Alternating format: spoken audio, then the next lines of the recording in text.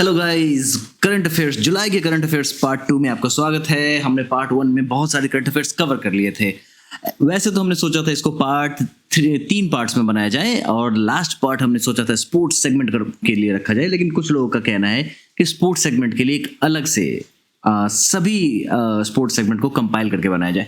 वो भी एक अच्छा आइडिया है। तो आगे बढ़ते हैं, तो स्टार्ट करते हैं पार्ट 2 और इसमें जानेंगे बहुत सारे अच्छे से करंट अफेयर्स। इसमें देखेंगे साइंस एंड टेक्नोलॉजीज के न्यूज़, ऑबिटरीज, बुक्स, बहुत सारी चीज़ें। तो शुरू करते हैं। और मैंने इस करंट अफेयर्स को न्यूज़ फॉर्मेट में रखने की कोशिश की ताकि आपकी रिकॉल वैल्यू काफ़ी हाई रहे। दोस्तों, आपको पता है कि करंट अफेयर्स में बहुत सारी चीज़ें पढ़नी होती है और जब हम लोग बहुत सारी चीज़ें पढ़ते हैं तो उसको किस तरीके से याद करेंगे। तो हमेशा न्यूज़ फॉर्म में पढ़ा कीजिए। इससे क्या होगा, आपका माइंड क्यूरियोसिटी के हिसाब से चलेगा। आपका माइंड ऑलवेज क्यूरियस रहेगा चीज़ों को जानने के लिए। तो शुरू करते हैं हमारा part 2 of the July current affairs. तो high speed expendable aerial target Abhyas successfully tested off in Odisha coast. तो ये क्या है? ये बड़ी अच्छी चीज दिखी हमने। ये क्या है? क्या ये एरोप्लेन है? बिल्कुल नहीं। क्या ये मिसाइल है? बिल्कुल नहीं। क्या है ये? क्या ये यूएवी है, यानी कि अनआर्म्ड एरियल व्हीकल कह सकते हैं, लेकिन वो भी नहीं। तो ये है क्या? एक्चुअली में ये है टारगेट, जिसका नाम है अभ्यास। इसको कहते हैं high speed expendable aerial target.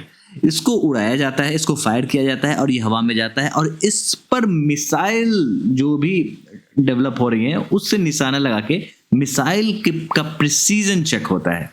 अगर इसको अच्छे से निशाना लग गया तो फिर मिसाइल की प्रिसीजन बहुत ही हाई है, तो इसीलिए इसका नाम है अभ्यास।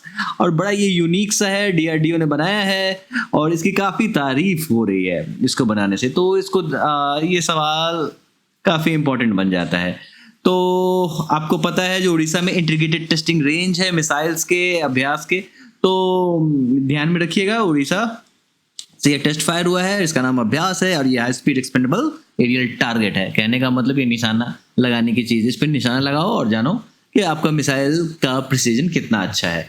तो ये मुझे अच्छा लगा ये न्यूज़। आगे बढ़ते हैं और इसी से रिलेटेड एक और न्यूज़ है। ISRO satellite, ISRO earns 279 millions in forex through satellite launches. और इसमें इंपॉर्टेंट क्या है, क्यों मैंने इस न्यूज़ में ऐड किया है, तो आपको इसमें बताना है कि जो इसरो जो है international Indian space research organisation, इसके चेयरमैन कौन है अभी फिलहाल, जो कि हम आगे आपको बता ही देंगे क्योंकि एक और न्यूज़ है इससे रिलेटेड। इसके चेयरमैन कौन है, पहला चीज़ वो। दूसरा, इसरो का कॉमर्शियल विंग का नाम क्या है। तो इसके 2 कॉमर्शियल विंग हैं। एक है एंट्रिक्स जो कि काफ़ी फेमस है और ये हाल ही में एक ऐड हुआ है जिसको कहते हैं न्यू स्पेस इंडिया लिमिटेड। ठीक है, new space India limited domestic market को कैटर करता है और एंट्रिक्स इंटरनेशनल मार्केट को। तो ये काफ़ी हमारे भारत के लिए काफ़ी अच्छी बात है, जो स्पेस टेक्नोलॉजी में हम लोग काफ़ी आगे बढ़ गए हैं और बहुत सारी कंट्रीज हम पे रिलाई करते हैं क्योंकि हम लोग सस्ती और सबसे अच्छी सर्विस देते हैं। जी हाँ, हम लोग काफ़ी सस्ती सर्विस देते हैं और काफ़ी अच्छी देते हैं। इसीलिए अब दूसरे देश हम लोग के साथ कोलैबोरेशन करते हैं और हमारा जो इसरो का कॉमर्शियल विंग है एंट्रिक्स, वो अच्छा व्यापार कर रहा है और ये अच्छा फॉरेक्स लेके आ रहा है और इससे हमारे फॉरेन रिजर्व्स में बढ़ावा होता है। तो ये अच्छा न्यूज़ है। आगे बढ़ते हैं, बात करते हैं केरला की। तो Kerala reports India's first confirmed monkey pox case. अभी हम लोग कोरोना से उबरे नहीं थे तो एक नया ड्रामा शुरू हो गया, अब आ गया monkey pox case. Bill Gates ने कहा था कि हमें हमेशा पैंडेमिक के लिए तैयार रहना चाहिए, ठीक है, क्योंकि आने वाला समय जब क्लाइमेट चेंज होगा तो ये सब चीज़ें, बहुत सारी चीज़ें ऐसी सामने आएंगी। तो केरला, जैसा कि आपको पता है कि मंकी पॉक्स केस का पहला केस वहाँ पे कंफर्म हुआ है, हालांकि वो व्यक्ति ठीक होकर घर भी चला गया, ठीक है। तो लेकिन ये इंडिया में पहला केस केरला में आया था और ये धीरे धीरे फैल रहा है, लेकिन अब उसमें थोड़ा सा कंट्रोल देखने को मिला है, तो ये अच्छी बात है। और पता नहीं केरला क्यों इन सब चीज़ों में आगे रहता है। निपा वायरस में भी केरला सबसे पहले आगे रहता है। जिस तरीके से कॉन्गो बेसिन जो है वो एड्स हो गया, मंकी पॉक्स पहली बार उधर वहीं से आया था नाइजीरिया, वहाँ पे जिस तरीके से आगे रहता है, हमारे यहाँ केरला इन सब चीज़ों में आगे रहता है। निपा वायरस हो गया, मंकी पॉक्स हो गया। तो क्या रीज़न हो सकता है? मुझे लगता है इसका रीज़न ये है जो वहाँ पे फॉरेस्ट ज़्यादा हैं, कॉन्गो में भी बहुत ज़्यादा आपको पता है और केरला में भी ज़्यादा है, तो हो सकते हैं। लेकिन ये तो केस बाहर से आया है तो इसको कहना मुश्किल है क्योंकि जो भी व्यक्ति है वो केरला में आया है और उसका पहला मंकी पॉक्स केस देखा गया था। आगे बढ़ते हैं तेजी से। ये न्यूज़ मुझे काफ़ी इंटरेस्टिंग लगा और ये हमारे लिए बहुत ही गर्व की बात है। ये अग्निकुल कॉस्मोस जो है opens its first facility to dedicated to 3D printed rocket engines. आपको जान के आश्चर्य हो गया जो अब हम लोग 3D प्रिंटेड रॉकेट इंजन्स बना रहे हैं। अब वो भी एक, ये तो ये एक हफ्ते में 2 बनाते हैं ये कंपनी जो है अग्निकुल। और जैसा कि अब मैंने आपको बताया था कि मैं आपको बताऊंगा कि टाटा कह रहा हूँ, इसरो के चेयरमैन कौन है, तो अभी हैं एस सोमनाथ। तो कभी किरण कुमार या फिर के पर्टिकुलर आके नहीं आइएगा, अभी करंट जो इसरो के चेयरमैन हैं ये हैं, इनका नाम एस सोमनाथ है। इनको तो आप अच्छे से जानते होंगे, ये टाटा के बहुत ही फेमस चेहरे हैं जिनका नाम एन चंद्रशेखरन है। तो ये मुझे काफ़ी अच्छा न्यूज़ लगा कि अग्निकुल कॉस्मोस जो है एक ऐसा स्टार्टअप है जो कि 3D प्रिंटेड रॉकेट बनाता है। तो एक अग्निबान करके, याद रखिएगा, Agnikul makes 2 type of engines, Agnilet और एग्निनाइट। और एक अग्निबान करके भी इनका एक प्रोडक्ट है जो कि काफ़ी छोटा रॉकेट, आई थिंक देख लेते हैं क्या है। तो ये इंडिया का first private small satellite rocket Agnibaan, India का फर्स्ट स्मॉल सैटेलाइट रॉकेट, इसका नाम अग्निबान है। तो काफ़ी इनोवेटिव हम लोग हैं और ये काफ़ी गर्व की बात है। और आगे बढ़ते हैं। Cervical cancer, India's launches vaccine against cervical cancer. Adar Poonawalla की ये ट्वीट मैंने पढ़ा था और ये काफ़ी अच्छा चीज़ है। और ये न्यूज़ वैसे तो जुलाई का था, लेकिन अभी जाके लॉन्च हुआ, 2 दिन पहले लॉन्च हुआ ये। और इसका नाम है सेरवेवैक QHPV। HPV का फुल फॉर्म होता है ह्यूमन पेपिलोमा वायरस, जो एक तरीके का वायरस है जो कि कैंसर कॉजिंग है। तो सीरम इंस्टीट्यूट ऑफ इंडिया ने इसको बनाया है और इसको वर्ल्ड हेल्थ ऑर्गेनाइजेशन से अप्रूवल भी मिल चुका है। और ये रहा न्यूज़, और आगे बढ़ते हैं। ये काफ़ी इंटरेस्टिंग न्यूज़ रहा। फिर again, NASA unveils first image of earliest galaxies formed after big bang. इसी को रिलेटेड आज एक न्यूज़ आई है जो मैं अभी आपसे और डिस्कस करूंगा। तो अब इसमें सवाल क्या आता है, आ सकता है, इसमें इंपॉर्टेंट क्या है। सबसे पहली बात, ये जेम्स वेब टेलीस्कोप काफ़ी पावरफुल टेलीस्कोप है। ऐसा कहता है ये बियॉन्ड टाइम तक देख सकता है, ऐसा कहा जाता है। दूर दूर की गैलेक्सीज का पता लगा सकता है। जब वो वहाँ पे पहुँच जाता है, जो बिग बैंग के बाद जो स्टार्स का फॉर्मेशन होता था, वहाँ तक की इमेजेस को कैप्चर करता है। ये जो आप इमेज देख रहे हैं, ये इमेज ने धूम मचा रखी थी। आपको बता दें कि इस इमेज को शेयर करने वाले यूएस के प्रेसिडेंट जो बाइडेन थे, और उन्होंने ये बताया था ये इन लोगों के लिए एक लैंडमार्क है। जो जेम्स वेब स्पेस टेलीस्कोप जो है वो यहाँ तक जाके इमेजेस कैप्चर कर रहा है। और it is the deepest image of our universe that has ever been taken. तो अभी तक का ये सबसे दूरी तक, सबसे डीपेस्ट गैलेक्सी का सबसे डीपेस्ट इमेज अभी तक ये कैप्चर किया। किसने कैप्चर किया? James Webb. तो अगर सवाल उठता है कि जेम्स वेब टेलीस्कोप किसके पास है, तो ऑब्वियसली नासा के पास, यूएस। तो अब इसी से रिलेटेड एक और न्यूज़ जो आज आया है, वो planet outside solar system seen through NASA James Webb telescope. NASA का जेम्स वेब टेलीस्कोप ने एक और झंडे गाड़े हैं। उसने मतलब जो भी प्लैनेट जो कि आउटसाइड सोलर सिस्टम है, वो भी उसको देख के उसने देखा है, जिसको एक्सोप्लैनेट कहते हैं। आप फोटोग्राफ में देख सकते हैं। तो आगे बढ़ते हैं। तो IIT Madras researchers have developed pivot and AI tool for personalised cancer diagnosis. तो अब कैंसर के डायग्नोसिस के लिए आर्टिफिशियल इंटेलिजेंस का सहारा लिया जा रहा है। आपको बता दें कि कैंसर में सबसे बड़ा चैलेंज क्या होता है। कैंसर का मतलब ये हुआ अनकंट्रोल्ड ग्रोथ ऑफ सेल्स, जो कि अनकंट्रोल्ड वे में ग्रो करता है। और इसका सबसे बड़ा चैलेंज ये होता है जो सही समय पर डायग्नोज नहीं हो पाता है। हमारे पास वैसी उतनी टेक्नोलॉजी है नहीं जो सही समय पे प्रिसाइज वे में ये डायग्नोज कर सके तो कैंसर कहाँ तक फैला है, कौन सा कैंसर सेल्स है और कौन सा नॉन कैंसर सेल है। तो इसमें अब आर्टिफिशियल इंटेलिजेंस का सहारा लिया जा रहा है और IIT मद्रास ने पिवट नाम का टूल बनाया है जो कि डेटा कलेक्ट करेगा और बताएगा और ये कैंसर को फाइंड करने में बहुत सहायता करेगा। तो ये काफ़ी अच्छा न्यूज़ है और इसको ध्यान में रखिएगा। पिवट। वेस्ट बंगाल के फेमस 1 रुपये डॉक्टर सुषमा बंदोपाध्याय डाइज। तो ये काफ़ी फेमस डॉक्टर हुआ करते थे और ये पहले कांग्रेस में थे और ये 1 रुपये का फीस लेते थे और इनको बहुत ही 1 टका डॉक्टर कहा जाता था इनको। इनका नाम ये पॉलिटिशियन भी थे, MLA भी रह चुके थे कहीं से, पद्मश्री अवार्डी भी हैं। और हाल ही में प्रधानमंत्री मोदी ने, ममता बनर्जी दोनों ने दुख जताया जो इनका देहांत हो गया। और इनका नाम शोभन बंदोपाध्याय है। 1 टका डॉक्टर, काफ़ी फेमस हुआ करते थे बंगाल के। और ऑबिचुरी की बात करें तो मुझे जुलाई का एक और सैड न्यूज़ सुनने को मिला, जो कि father of internet of India B K Singhal, जो कि पहले बीएसएनएल विदेश संचार निगम लिमिटेड, अगर आपने सुना होगा बीएसएनएल से पहले बीएसएनएल जो था, उसके father of internet of India B K Singhal, उनकी उनकी मृत्यु हो गई। इनको फादर ऑफ इंटरनेट कहा जाता था।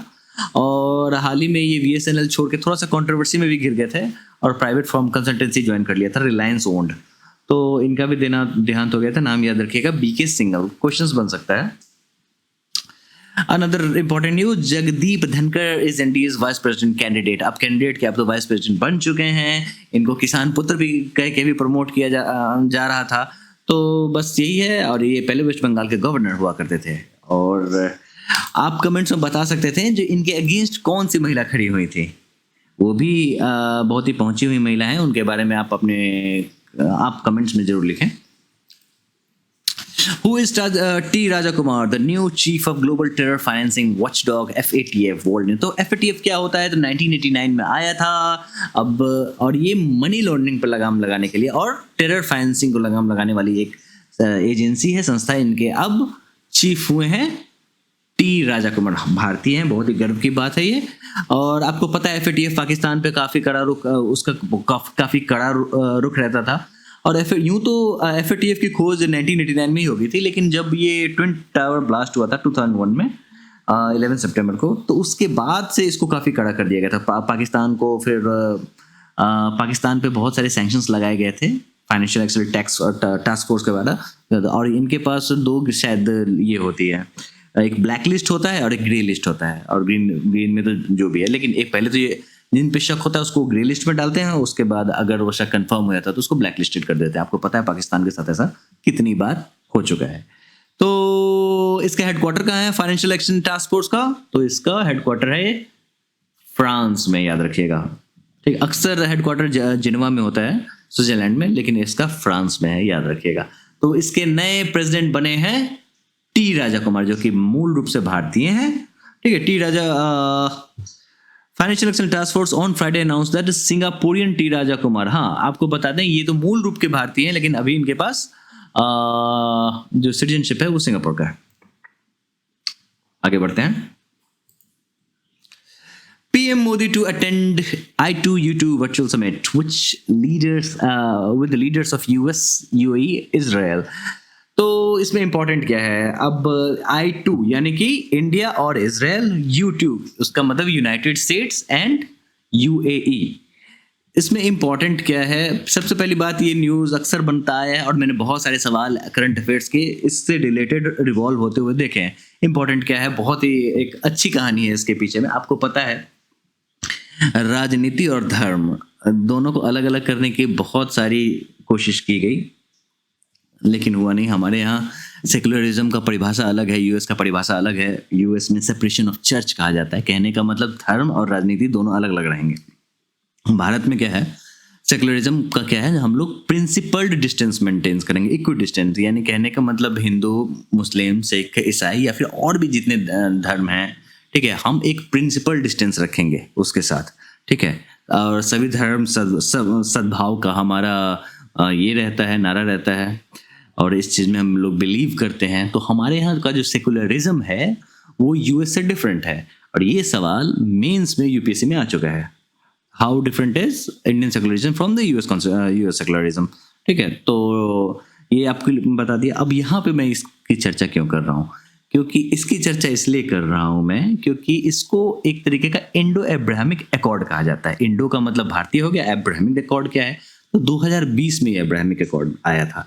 तो हुआ क्या था, जो यूएई जो है, यूएई और इजराइल में आपको पता है जो 36 का आंकड़ा चलता रहता था, यूएई और इजराइल में। अब तो यार लेपिड आ गए हैं यहाँ के प्राइम मिनिस्टर, तो यहाँ पे 36 का आंकड़ा इनका चलता रहता था।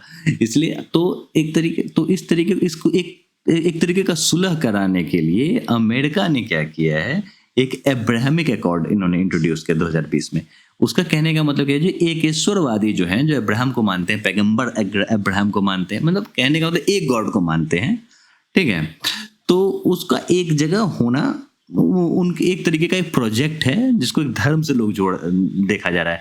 अब ये अब्राहमिक धर्म कहीं है नहीं, ठीक है, ये एक तरीके का प्रोजेक्ट को कहा जा रहा है, ठीक है, और इसकी कड़ी आलोचना हुई थी रिलीजियस कांग्रेगेशन, मतलब एक रिलीजियस एक मीटिंग हुई थी इजिप्ट में, इसकी बहुत ही कड़ी आलोचना हुई थी, ठीक है। तो अब इसको लेके अब्राहमिनिज्म को लेके एक तरीके का रिलीजन जब उसको दिखाया गया अक्सर, लेकिन ये एक राजनीतिक प्रोजेक्ट है जिसमें कोशिश किया गया था यूनाइटेड स्टेट्स के द्वारा तो किसी भी तरीके से इजराइल और यूएई को साथ में लेके आए। अब आपको पता है जो इजराइल यहूदी वहाँ पे मेजॉरिटी है, और आपको इस्लाम में मानने के लिए ये हैं यूएई इस्लाम में मानते हैं, तो एक तरीके का एक मिडिल पाथ ढूंढा जा रहा है जिसको अब्राहमिक अकॉर्ड कहा जा रहा है। और आपको पता है यूएस में भी क्रिश्चियनिटी चलती है, तो एक तरीके का ये कोशिश किया जा रहा है जो किसी भी तरीके से इन लोगों को साथ में लेके आए। अब भारत इसमें जुड़ गया है। अब हमारे यहाँ क्या, जो हम लोग बहुत सारे देवी, ज़्यादातर हमारे यहाँ तो देखिए धर्म की बात करें तो सारे धर्म हैं, लेकिन ज़्यादातर हिंदुइज्म है जो कि सारे देवी देवताओं को मानते हैं। तो अब भारत भी इसके साथ जुड़ गया है। अब बड़े बड़े राजनीतिक विशेषज्ञों का कहना है जिसको इजिप्ट में भी इजिप्ट को भी इससे जोड़ा जाए, क्योंकि इजिप्ट का जो पोजीशन है मेडिटेरेनियन सी पे वो इतना इम्पोर्टेंट है ना, जो उसके जोड़े बिना ये अकॉर्ड उतना सफल नहीं हो पाएगा, तो इजिप्ट को भी साथ लाया जाए। तो ओवरऑल ये एक तरीके का राजनीतिक फंडा है जिसमें एक रिलीजियस एंगल ढूंढा गया है। अब भारत भी इसके साथ अब आ गया है। तो मेनली ये इकोनॉमिक प्रोजेक्ट है, मतलब एक तरीके के इकोनॉमिक कोऑपरेशन को बढ़ावा मिलने के लिए एक तरीके का फ्रेमवर्क तैयार हुआ है जिसको I2U2 कहते हैं। I for India, I for Israel, U for United states, U for UAE. तो ये रहा इंडो अब्राहमिक अकॉर्ड। तो ये 2020 में आया था, जिसकी अब शक्ल अब इस तरीके से हो चुकी है, जो भारत भी इसके साथ जुड़ चुका है और इजिप्ट को भी आने की बात चल रही है। इंपॉर्टेंट है क्योंकि इसमें पहली बार ऐसा दिखा है जो धर्म कहीं ना कहीं प्ले कर रहा है एक बड़ा रोल। आगे बढ़ते हैं। नीति आयोग के सीईओ रह चुके हैं अमिताभ कांत। आपको कमेंट्स में बताना है कि अभी कौन से हैं नीति आयोग के सीईओ। वैसे मैं इसी वीडियो में आपको थोड़ी देर में बता दूंगा कि कौन है, क्योंकि अगला मेरा कुछ स्लाइड है जिसमें ये चीज़ है। तो वो अब G20 के शेरपा बने हैं। शेरपा क्या होता है अब आपको बता दें। सबसे पहले दिमाग में रख लीजिए ये चीज़ कि G20 को इंडिया जो है G20 का 1 दिसंबर 2022 को G20 होस्ट करने का सोच रहा है। Will convene G20 leaders summit in 2023 for the first time. पहले मतलब 1 दिसंबर 2022 से 2023 का ये पहली बार G20 समिट लॉन्च करेगा, ये होस्ट करेगा। तो ये शेरपा क्या होता है? ऑब्वियस सी बात है, जब आप लॉन्च करेंगे तो आपके रूल्स बढ़ जाते हैं। तो sherpa is typically a personal representative of the leaders of a member nation at the G20 and some other groupings. तो a Sherpa usually engages in planning, negotiation, and implementation of the task through the G20 summit. They help prepare the agenda, drum up consensus at the highest levels, and take part in the series of pre-summit consultations to negotiate their leaders position. तो एक तरीके का ये personal representative होते हैं, ठीक है, और जितने भी मेंबर होते हैं उसके G20 के और अदर ग्रुप्स के। और Sherpa usually involves in engage in planning and negotiation, क्योंकि प्लानिंग में पार्ट लेते हैं, नेगोशिएट करते हैं और इम्प्लीमेंट करते हैं जो भी टास्क G20 के द्वारा दिए जाते हैं।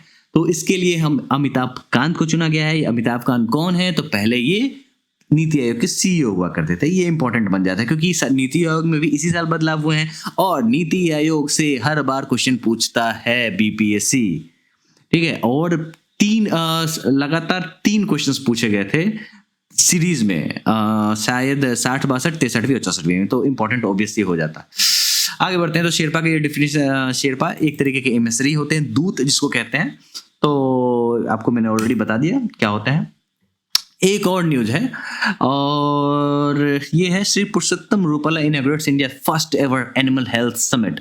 तो ये पहला है India first ever animal health summit, तो ऑटोमेटिकली ये इंपॉर्टेंट होना स्वाभाविक है। तो ये क्या है, थोड़ा सा इस न्यूज को पढ़ लेते हैं। First India's animal health summit 2022 was held at NASC complex new Delhi. काम खत्म, उससे ज्यादा आपको पढ़ने की जरूरत नहीं है, न जानने की जरूरत है कहाँ हुआ था, बस यही पूछेंगे। अपार्ट फ्रॉम दैट अगर आपको पढ़ना है तो आप जाके पढ़ सकते हैं, अगर होगा तो मैं 2-4 लाइन इसके पढ़ देता हूँ। Shri Rupala was the chief guest for at the inaugural function of the India animal health summit 2022 organised by the Indian chamber of food and agriculture and the agriculture today group. उससे ज़्यादा कोई इंपॉर्टेंट है नहीं ये न्यूज़। फर्स्ट था इसलिए मैंने उठा लिया था। आगे बढ़ते हैं। इंडिया की Pallavi Singh bags the Mrs Universe divine crown. याद रखिएगा डिवाइन कीवर्ड है यहाँ पे, कंफ्यूज मत होइएगा। In the South Korea, Pallavi Singh divine Miss Universe divine crown, और कुछ इंपॉर्टेंट नहीं है इसमें।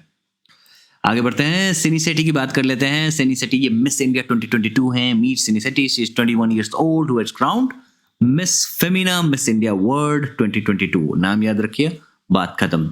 सिनी Shetty Femina Miss India World 2022, बाकी कुछ इंपॉर्टेंट नहीं है इसमें। आगे बढ़ते हैं। फॉर्च्यून इंडिया में ये क्या चीज है, तो India's gross expenditure on the research and development R&D is one of the lowest in the world.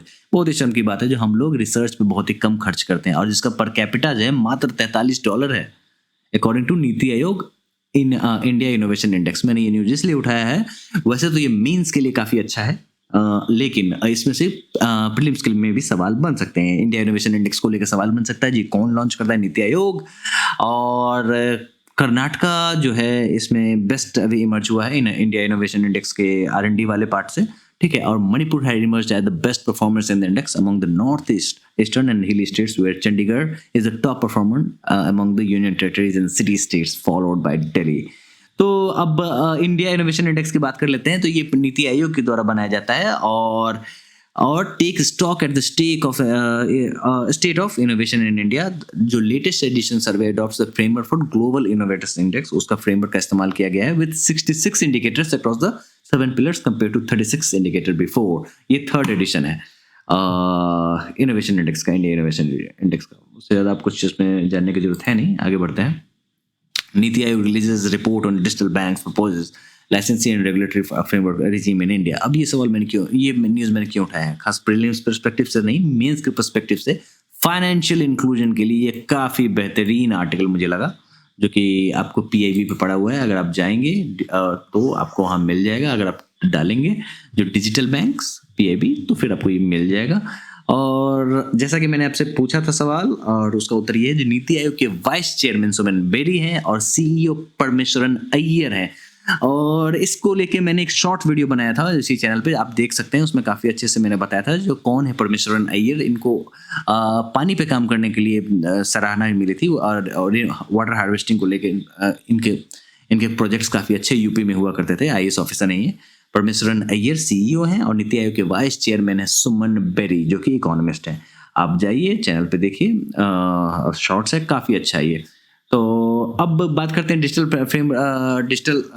Bank की। तो नीति आयोग ने ऐसा सजेस्ट किया है, जो आप ये फॉलोइंग स्टेप ले सकते हैं डिजिटल बैंक को इंट्रोड्यूस करने के लिए। सबसे पहला, रिस्ट्रिक्टेड डिजिटल बैंक लाइसेंस दिया कीजिए, ठीक है। उसके बाद in list of the licence in regulatory sandbox framework. Sandbox framework क्या होता है, तो सैंडबॉक्स फ्रेमवर्क क्या होता है, एक तरीके का फ्रेमवर्क जिसमें बहुत सारे रिस्ट्रिक्शन होते हैं, एक तरीके का सेटिंग जिसमें बहुत सारे रिस्ट्रिक्शन होते हैं किसी भी चीज़ को इंट्रोड्यूस करने से पहले, जिसपे बहुत सारे एक्सपेरिमेंट्स किए जाने होते हैं, जो कि डायरेक्टली कस्टमर्स को या फिर जनता को प्रभावित नहीं करती है। ये मेनली एक्सपेरिमेंटल बेसिस पे होता है, और जैसे ही वो सक्सेसफुल हो, टेस्टिंग फेज, जैसे सॉफ्टवेयर को टेस्ट करते हैं उसी तरीके से सैंडबॉक्स फ्रेमवर्क में, और जैसे ही ये सक्सेसफुल होता है तो उसको full scale digital bank licence मुहैया करा देना चाहिए। तो फाइनेंशियल इंक्लूजन को लेके ये काफ़ी बेहतरीन आर्टिकल मुझे लगा, जो कि आप लोग जाके पढ़ सकते हैं, जिसमें PM किसान, PM स्वनिधि, सारी चर्चा, डायरेक्ट बेनिफिट ट्रांसफर्स की चर्चा की गई है, ठीक है। नीति आयोग के डेटा को कंसिडर किया गया है। तो और इसको अगर आप जाके पढ़ेंगे तो आपको पता चलेगा। हाल ही में जो ये अकाउंट्स एग्रीगेटर का जो टॉपिक बार बार चल रहा है, इसको भी इसमें इंक्लूड किया गया है। तो आप इसको जाएं, कभी पढ़ें, और ये काफ़ी बेहतरीन आर्टिकल मुझे लगा। आगे बढ़ते हैं। अब जल्दी हम लोग फिनिश करने वाले हैं। World most powerful passport 2022 list is out. India rank is 87। क्या होता है ये, तो हेनली पासपोर्ट जारी करता है। एक्चुअली में पासपोर्ट की पावरफुलनेस दो ये संस्था जारी करती है। एक तो हेनली हो गई, हेनली एंड पार्टनर्स, और एक शायद एल्ट्रॉन है, शायद एक और है कोई। तो मेनली हेनली के ही सवाल पूछे जाते हैं। पासपोर्ट स्ट्रॉन्ग का मतलब क्या होता है, बहुत ज़्यादा मजबूत। क्या है कहने का मतलब ये है, जब अगर आपका पासपोर्ट स्ट्रॉन्ग रहेगा तो वीज़ा लेस इंपॉर्टेंट हो जाता है। आप सुने हुए किसी भी कंट्री में वीज़ा ऑन अराइवल, भारत में भी वीज़ा ऑन अराइवल का कॉन्सेप्ट इंट्रोड्यूस हुआ है। हुआ क्या है मतलब है, और जिसमें कई सारे ऐसे देश हैं जिनका जो पासपोर्ट लेके यहाँ पे आ जाएंगे तब उनको वीज़ा मिल जाएगा जितने दिन के लिए वो रहना चाहे। तो अगर आपका पासपोर्ट स्ट्रॉन्ग है, तो अगर किसी भी कंट्री का वीज़ा एंड अराइवल सिस्टम बहुत ही अच्छा है, या फिर वीज़ा फ्री है, तो फिर ऑटोमेटिकली उसका पासपोर्ट ऑलरेडी स्ट्रांग माना जाएगा। यूरोपियन कंट्री में शेंगन वीज़ा चलता है, जो एक ही वीज़ा जो यूरोपियन यूनियन के अदर कंट्रीज़ हैं, उस सब में वैलिड होता है, तो ऑटोमेटिकली वहाँ के पासपोर्ट स्ट्रांग हो जाते हैं। तो फिर सवाल ये उठता है, जो अच्छा भारत की रैंकिंग 87 है, तो पहला रैंक किसका है? तो पहला रैंक है जापान का, जो कि काफ़ी तरक्की किया है उसने। तो देख लेते कहीं न कहीं तो मेंशन होगा। हुँ। हाँ, Japan, Singapore and South Korea the most powerful passports according to the Henley passport index 2022। तो दिमाग में रखिएगा, पहला रैंक है जापान का, भारत का 87। इंडेक्स रटना शुरू कर दीजिए। ये एक सवाल ये हमेशा रहता है इससे, कभी-कभी 2 भी रहते हैं। आते हैं Gautam Adani, now fourth richest in the world, richer than Bill gets.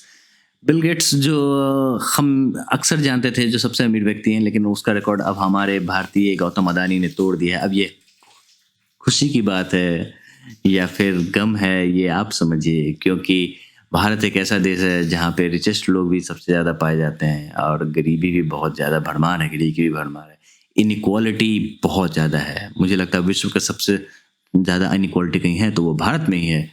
तो Gautam Adani fourth richest in the world. लेकिन आपको एक चीज़ बता दें, जो बिल गेट्स से अमीर इसलिए हुए हैं क्योंकि बिल गेट्स ने शायद $20 ट्रिलियन या something bill and Melinda gets foundation जो उनका चलता है उसमें उन्होंने दान कर दिया। इसमें न्यूज़ में मैंने एक चीज़ नहीं ऐड किया है, लेकिन दान कर देने के बाद बिल गेट्स ने क्या किया, जो दान कर दिया तब जाके वो सेकंड नंबर पे आया है। तो सोच लीजिए, बिल गेट्स बड़ा या अदानी साहब बड़े, मुझे ये नहीं पता। वैसे आपको बता दें, बिल गेट्स बहुत सारी दान में बहुत ज़्यादा विश्वास रखते हैं, रिसर्च में बहुत ज़्यादा इन्वेस्ट करते हैं, ठीक है। और अगर आपका भी रिसर्च अगर काफ़ी अच्छा है तो आप उनसे बिल एंड मेलिंडा गेट्स से ग्रांट सीख कर सकते हैं।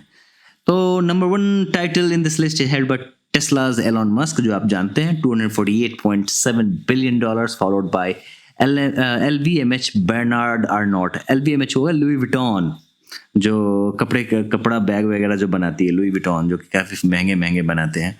तो लुई विटॉन सेकंड नंबर पे हैं, उसके ओनर जो कि बर्नार्ड आर्नोल्ट हैं। तीसरे नंबर पे जेफ बेजोस, आपको पता होगा अमेजोन के CEO हैं। और रिलायंस इंडिया लिमिटेड मुकेश अंबानी है 10वें पोजीशन पे। तो आगे बढ़ते हैं। तो जैसा India ranks 135th out of 146 countries in gender parity, worst for health and survival. काफ़ी पथेटिक न्यूज़, काफ़ी बेकार न्यूज़। लेकिन जैसा कि आपको बता दें कि 2016 में यूपीएससी इस पे सवाल पूछ चुका है, तो ऑब्वियसली ये इंपॉर्टेंट तो हो ही जाता है बीपीएससी के लिए भी। आगे बढ़ते हैं। तो ये आप दिमाग में रखिएगा, 135वां रैंक, ठीक है। लेकिन एक चीज़ आप और भी गौर करिएगा, जो आप ये याद रखिएगा, ये 2022 का रिपोर्ट है, तब आया था। और बीपीएससी कभी कभी क्या होता है ना, पीछे का भी पूछ देता है, वो उठा के 1 साल पहले का, पता नहीं लगता 1 साल पहले क्वेश्चन सेट करते हैं क्या करते हैं, ठीक है। तो दिमाग में रखिएगा, ये कौन जारी करता है, ये जारी करता है वर्ल्ड इकोनॉमिक फोरम, इसको दिमाग में रखना है। तो India has ranked low 135th place out of 146 country in terms of gender parity. और जेंडर गैप रिपोर्ट कौन जारी करता है, तो वर्ल्ड इकोनॉमिक फोरम। इसका मुख्यालय कहाँ है, जेनेवा में। तो अब सवाल ये उठता है, जो अगर आपको मेंस पर्सपेक्टिव से जाना है, तो मैं जानना है तो फिर मैं आपको थोड़ा सा बता दें, worst for health and survival ये क्या हुआ। तो यहाँ पे देखिए, इस चार्ट को गौर से देखिए, ये ग्लोबल जेंडर गैप इंडेक्स है, ओवरऑल इंडेक्स है, और इसके ये सब इंडेक्सेस हैं, इकोनॉमिक पार्टनरशिप एंड अपॉर्चुनिटी सब इंडेक्स, एजुकेशनल अटेनमेंट सब इंडेक्स, हेल्थ एंड सर्वाइवल सब इंडेक्स, और पॉलिटिकल एम्पावरमेंट सब इंडेक्स। तो आपको पता है महिलाओं का पॉलिटिकल एम्पावरमेंट का इशू हमेशा से चल रहा है। हम लोग महिलाओं को 33% रिजर्वेशन देने की बात कितने दिन से पार्लियामेंट में कर रहे हैं। 108th अमेंडमेंट बिल है, 108वां, यहाँ तक मुझे अभी तक वो याद है, 108वां बिल है, जो आज तक कभी पास नहीं हुआ। किसी की भी मंशा नहीं है उस चीज़ को पास करने की, ना कांग्रेस की ना बीजेपी की, ठीक है, जब तक कि महिलाओं को 33% एटलीस्ट अधिकार मिले। बात तो होनी चाहिए 50-50 की, लेकिन 33% मांगा जा रहा था वुमेन रिजर्वेशन बिल, लेकिन वो भी नहीं मिल रहा है। तो खैर बहुत सारी कंट्रीज में नहीं मिलता है, तो इसीलिए इसमें उतना तो नहीं है। लेकिन यहाँ पे सबसे बुरा हाल इस बार भारत का हुआ हेल्थ एंड सर्वाइवल इंडेक्स में। तो ये चीज़ बहुत ही दुख की बात है, और इसी से हमारा स्कोर काफ़ी पीछे हो गया है। और एजुकेशनल अटेनमेंट सब इंडेक्स में हम लोग थोड़ा सा अच्छा हुए हैं। तो याद रखिएगा, 135th आउट ऑफ 146, हमसे कौन सी कंट्रीज आ गए हैं, ठीक है, अब आप देख लीजिए भाई साहब, अब साउथ एशिया की बात करते हैं। तो हम हैं यहाँ पे रीजनल में छठे पोजीशन, सबसे नंबर 1 बांग्लादेश, नेपाल, श्रीलंका, मालदीव्स, भूटान, उसका बाद इंडिया। और हमसे बुरा स्थिति ईरान का है और पाकिस्तान का है, अफगानिस्तान का, तीनों थर्ड क्लास कंट्री। तो हमारा भी कंडीशन काफी अच्छा है नहीं। और वैसे अब क्यों नहीं अच्छा है इस बारे में क्या बताएं, देख ही रहे हैं जो डेटा है। अब इसका अब ये बहुत ही अच्छा ये बताते हैं जो अगर इसको ठीक करने में कितने साल लगेंगे। अब जान के कभी 150 साल, कभी 200 साल, इस तरीके से बताते हैं। ठीक है, जिसमें यहाँ पे कहीं मैंने देखा तो था, इसमें लिखा it will take 197 years to close the gender gap in this region. तो इस तरीके से है 155 साल लगेंगे पॉलिटिकल एम्पावरमेंट के लिए, अगर यही रफ्तार से चलता रहा तो 140 साल लगेंगे हेल्थ गैप को कम करने में, तो यही रफ्तार से अगर चलता रहा तो काफ़ी शर्मिंदा करने वाला चीज़ है। तो याद रखिएगा 135 आउट ऑफ 146 मेंस पर्सपेक्टिव से भी मैंने आपको बता दिया है। आगे बढ़ते हैं। तो Jharkhand tops in rurban mission on delta ranking. तो याद रखिएगा ये रर्बन मिशन है, दिमाग में इसको रखना है, क्योंकि डेल्टा रैंकिंग नीति आयोग की भी आती है।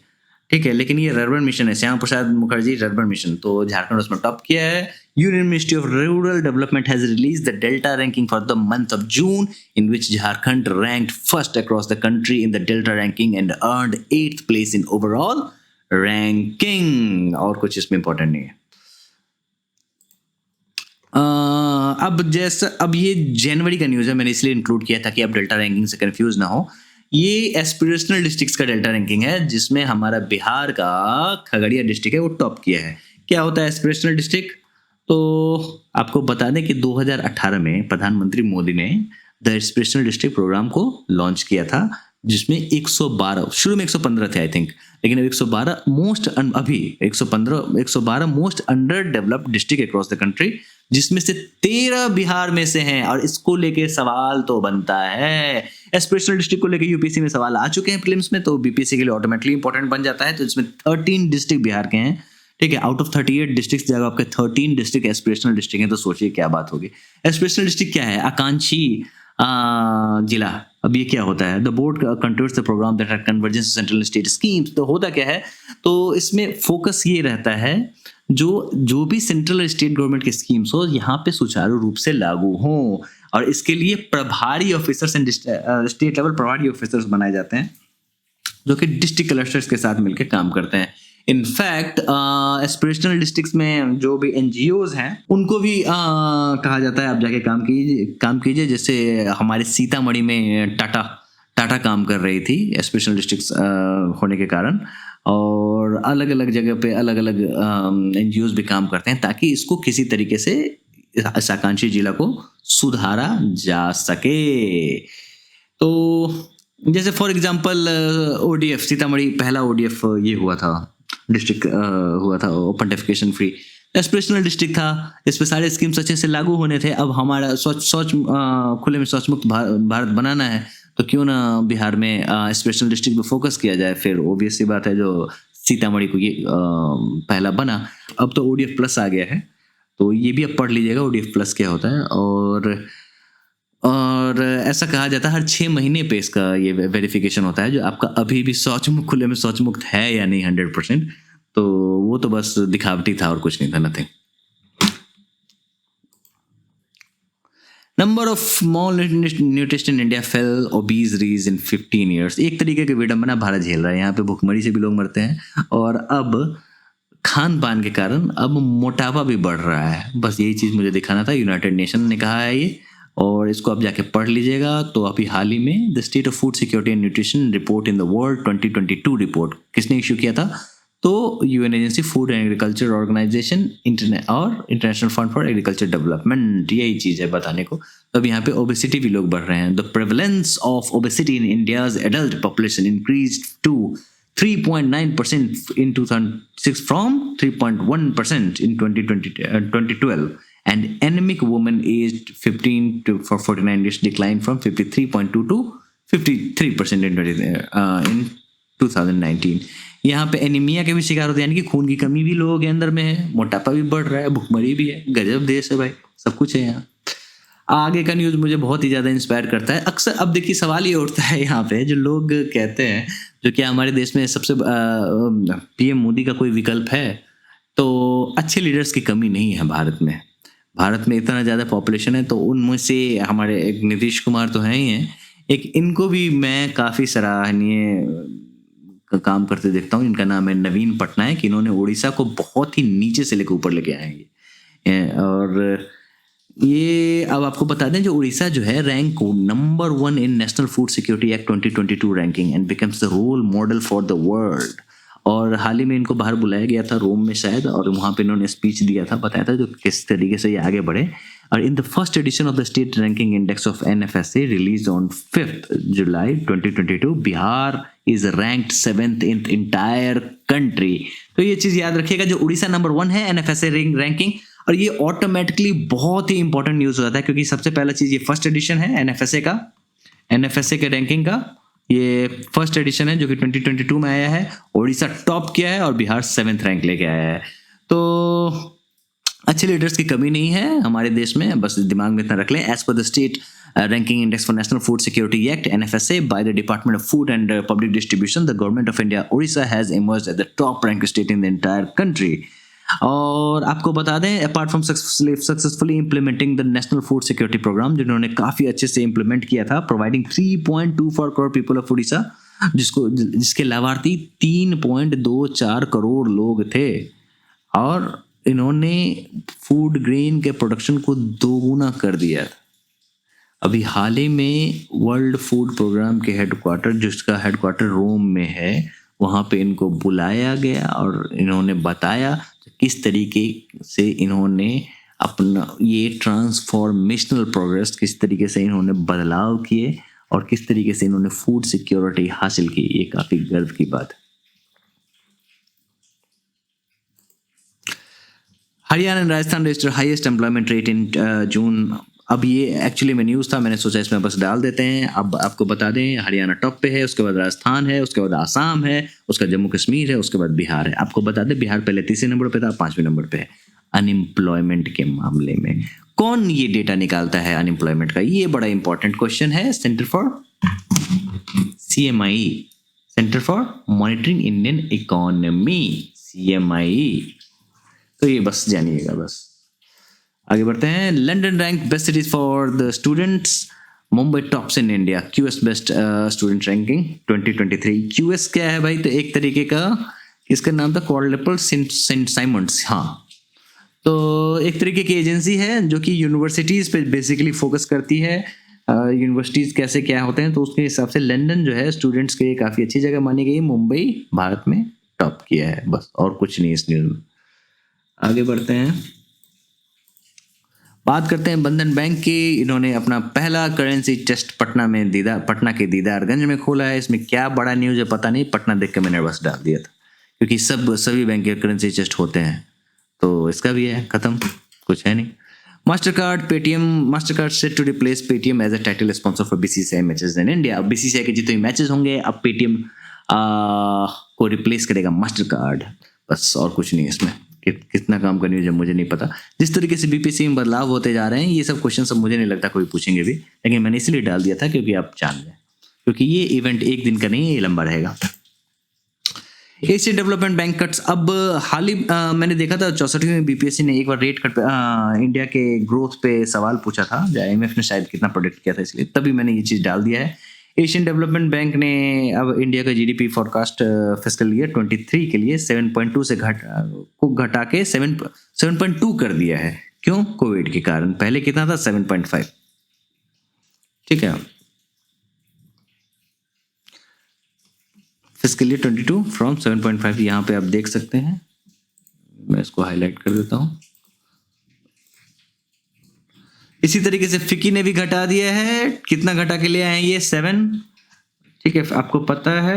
अब आगे बढ़ते हैं, मॉर्गन स्टैनली की बात कर लेते हैं। मॉर्गन स्टैनली ने भी घटा दिया है, वो भी घटा के कहाँ पे ले गया है? 7.2 पे। 7.2 एक गोल्डन फिगर है, याद रखिएगा। L&T का भी एक न्यूज़ इसी तरीके से। हाँ, ये बड़ा इंपॉर्टेंट न्यूज़ है। आजकल 5G को लेके चल रहा है। 5G के स्पेक्ट्रम की नीलामी हुई थी सरकार की। लोगों ने कहा था जो सरकार बड़े सस्ते में बेच दी है, लेकिन अब पता नहीं क्या सीन है। आगे बढ़ते हैं, इंपॉर्टेंट बताते हैं इसमें क्या है ना। जो L&T जो है वो to obtain captive 5G spectrum directly deploy solutions to the parent. अब क्या बात है, इस चीज का एक्चुअली में विरोध हो रहा है। विरोध क्या क्या हो रहा है, इस वर्ड के कारण विरोध हो रहा है, कैप्टिव 5G स्पेक्ट्रम।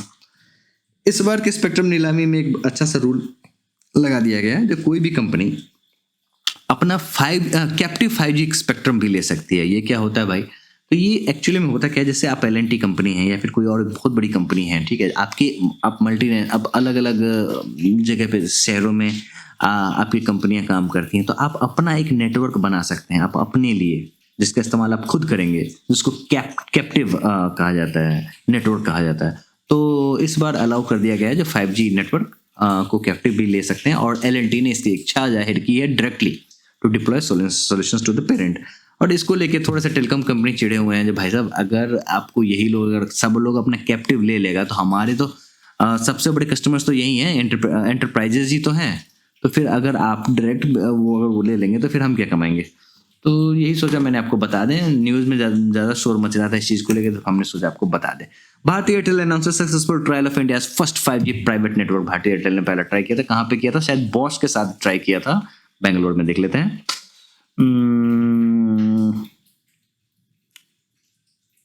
हाँ, ये रहा network at Bosch automatic electrics India, यहाँ पे उन्होंने पहला 5G प्राइवेट नेटवर्क ट्राई किया था। आगे बढ़ते हैं। Last but not the least, government recast Banks Board Bureau in FSIB।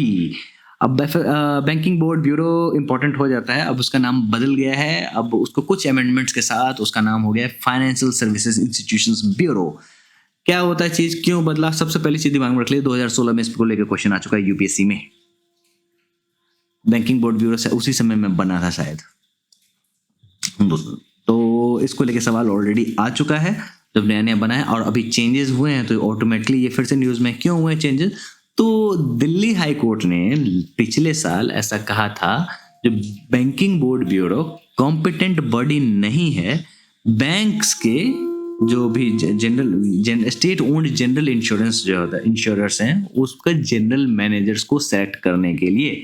तो इन्होंने कोई बात कहा, कोई बात नहीं, हम एक काम करेंगे, फाइनेंशियल सर्विसेज इंस्टीट्यूशन ब्यूरो उसको बना देंगे बैंकिंग बोर्ड ब्यूरो की जगह पे, और उसको ये सब पावर दे देंगे। तो यही चीज़ है भाई, अब बैंकिंग बोर्ड ब्यूरो का नाम बदल के फाइनेंशियल सर्विसेज इंस्टीट्यूशन ब्यूरो कर दिया गया है। पहले गुड़गांव में इसका हेडक्वार्टर हुआ करता था, अब कहाँ है पता नहीं, वहीं होगा और कहाँ होगा। तो ओवरऑल जुलाई का करंट अफेयर्स हुआ खत्म, स्पोर्ट्स के सेगमेंट को छोड़ के। हमने सोचा है स्पोर्ट्स सेगमेंट को एक साथ डील कर लेंगे, तो कहानी होती है समाप्त। और इसी तरीके से अब हम मई में जाएंगे, कोशिश करेंगे सारा करंट अफेयर्स आपको बीपीएससी से पहले निपटा दें, और उसके बाद बहुत सारी चीज़ें हैं जो मुझे लगता है काफ़ी इंपॉर्टेंट है, क्योंकि इस बार के 67वीं बीपीएससी से मैंने 4-5 सवाल एक ही पेज के डॉक्यूमेंट से निकाले थे, जो सिर्फ एक ही पेज के मेंशन थे। तो वो सब चीज़ें भी मैं आपके सामने प्रस्तुत करूंगा, ताकि आपके आने वाले एग्जाम्स में आपको अच्छे नंबर्स लेके आने में सहायता हो, और आप बड़े बड़े ऑफिसर्स बने और देश की सेवा करें। तो थैंक यू वेरी मच, तो सी यू सून।